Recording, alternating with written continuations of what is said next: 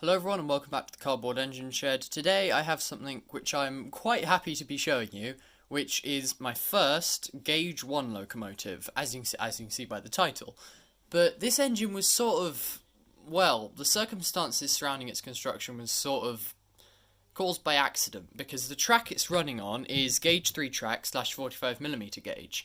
And you see, I ordered some gauge 3 track, which is 2.5-inch gauge, but there was some kind of mistake where the seller actually sent me gauge 1 track instead of 2.5-inch gauge track. The whole problem's been sorted out, and I'll be getting some gauge 3 track soon, but I have this gauge 1 track, and I wasn't too sure what to do with it, and then I considered making a gauge 1 engine. At first I thought about making a model similar to Edward Thomas, a narrow gauge locomotive. Then I thought, well, these are actually the wheels from that Edward Thomas locomotive, but after doing some measuring, I figured out they were the perfect size for what I hoped would be a Caledonian 264 class, which is very similar to the Hornby 040s. But the wheels were slightly too large, so I sort of just came up with this freelance design. It looks a lot like an Andrew Barclay, to be honest, especially round at the smoke box, but it's, like I said, a freelance design, and if you don't know what that means, it's literally just a design which, well, I don't know exactly about the definition. Basically what it means is this isn't an actual locomotive design, I kind of just made it up as I went along. Now, this engine is quite far from being complete. I still need to paint it. I considered painting it in green, but then I thought it'd make it look way too much like Percy, and I don't want that because it's not Percy. So I am sort of thinking up a livery and what to paint it in. This engine will be numbered number 1 because, of course, this is my first gauge 1 engine, and it's not an actual locomotive design, so I can choose the number.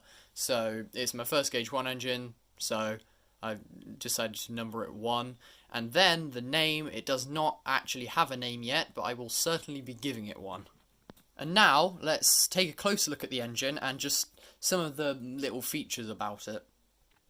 Starting at the front, as you can see, it has these very, very large block buffers, which I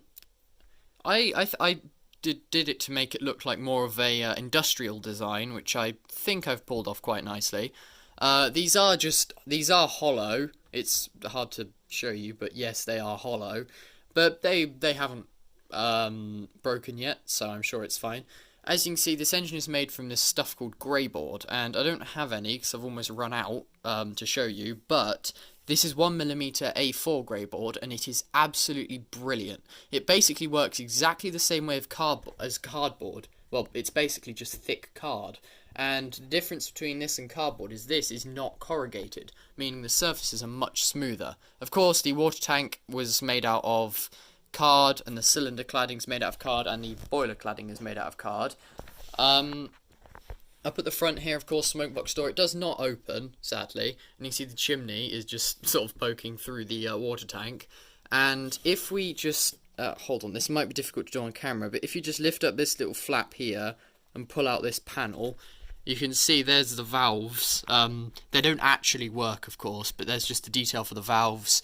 And, of course, I don't know if this is a feature on the real engine where you can actually slide out this panel, but there wasn't. This is the easiest way to do it, so that just sort of clicks back in there. Then, of course, you've got the sanding boxes with the sanding gear that runs down to the driving wheels.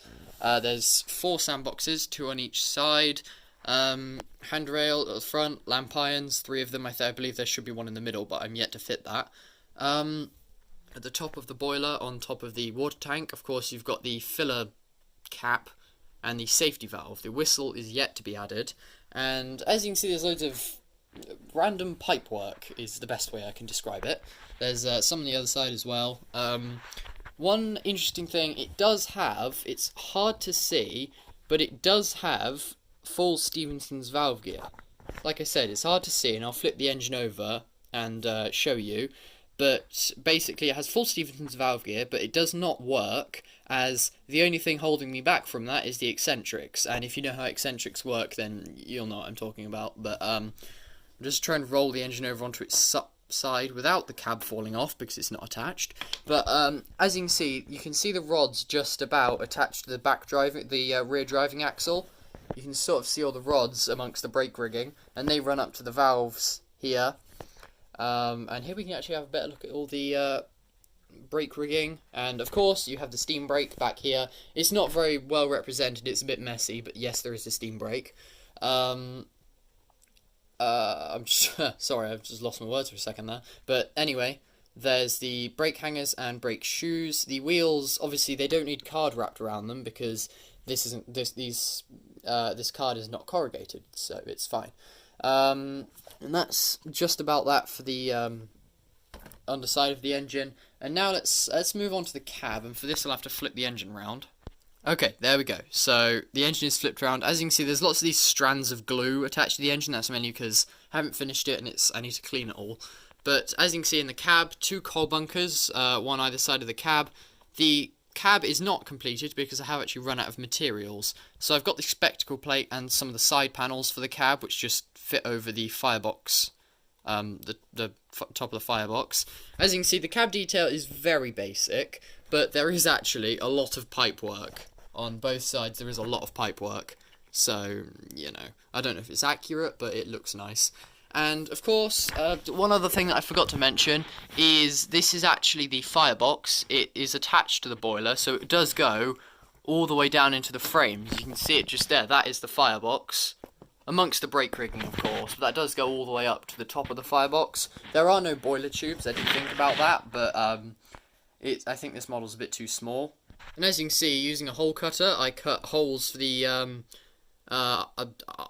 eyeglasses. No, I'm not really sure what these are called, but they're basically holes cut into the spectacle plate. And similar to the front of the locomotive, in the centre of the footplate, there's this little panel which is just removable because I don't really want to glue it down. Now there's the steam brake cylinder, and of course here's actually a better view. You can sort of see the firebox carrying on down to the bottom of the frames, but you can sort of see from my finger this isn't, like, obviously it's quite large, but it's not, it is quite small, to be honest. Compared to a lot of the stuff I'm used to, it is quite small, and like I keep on saying, this is my first Gauge 1 engine, so there are a few things, like how it runs, which do need a bit of figuring out, but I'm sure it'll be fine. And speaking of running, I'll just get a quick shot of the engine actually running.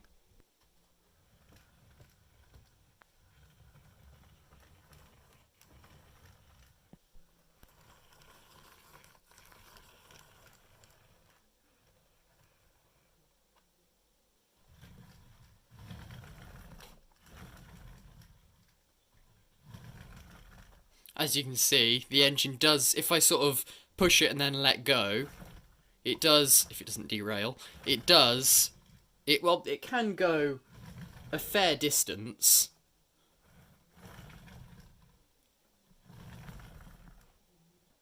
And another thing, I mentioned that this engine is mostly made from grey board, and I will say this is the first time I've used grey board to make wheels for a locomotive. So that means it will need a bit of experimenting around with, because this is the first time I've used it for locomotive wheels, so it might not be perfect on this model, but I would love, and also, because this is a freelance design, it doesn't really matter. I don't really know if it's the proper scale for Gauge 1. I think it is. But if it isn't, it doesn't really matter, because of course it's my own design, so it can be whatever size I want it to be.